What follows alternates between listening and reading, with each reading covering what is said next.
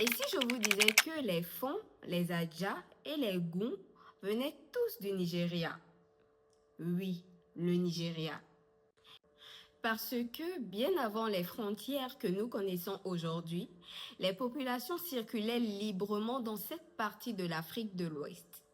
Dans les traditions et certains récits historiques, une partie de cette population est rattachée à l'ère culturelle Yoruba, notamment dans la région d'Ifẹ̀ et d'Oyo, dans l'actuel Nigeria. Ils vont finalement atteindre une région qui va devenir extrêmement importante dans l'histoire, Tado, dans l'actuel Togo. C'est à Tado que vont se développer les populations qu'on va progressivement identifier comme les Aja ou Adja. Mais l'histoire ne s'arrête pas là. Une partie de cette population va continuer sa migration vers l'est, en direction de l'actuel Bénin. Et c'est là qu'apparaît Alada. Selon la tradition, un prince venu de Tado, connu sous le nom d'Adjaouto, va quitter Tado avec les siens pour s'installer dans la région d'Alada. Le royaume d'Alada va alors se développer, puis devenir l'un des plus grands royaumes du sud de l'actuel Bénin.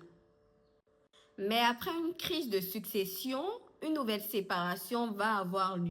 D'après le récit traditionnel, plusieurs branches vont alors prendre des directions différentes. Une reste à Alada et une autre, associée à Tin-à-Banlin, va vers le sud-est et fonde Robonu, l'actuel Porto Novo.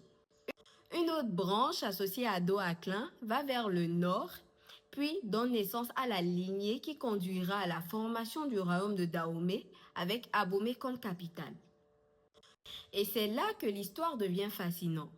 Parce que derrière les noms Adja, Gun et Fon, qui nous semblent aujourd'hui désigner des peuples complètement distincts, se cache en réalité une histoire faite de migration, de rencontres, de lignées de royaumes qui se sont développés les uns à partir des autres. Et avec le temps, les langues ont évolué, les cultures se sont différenciées et les nouvelles identités se sont formées. Mais leurs trajectoires historiques sont beaucoup plus liées qu'on ne l'imagine.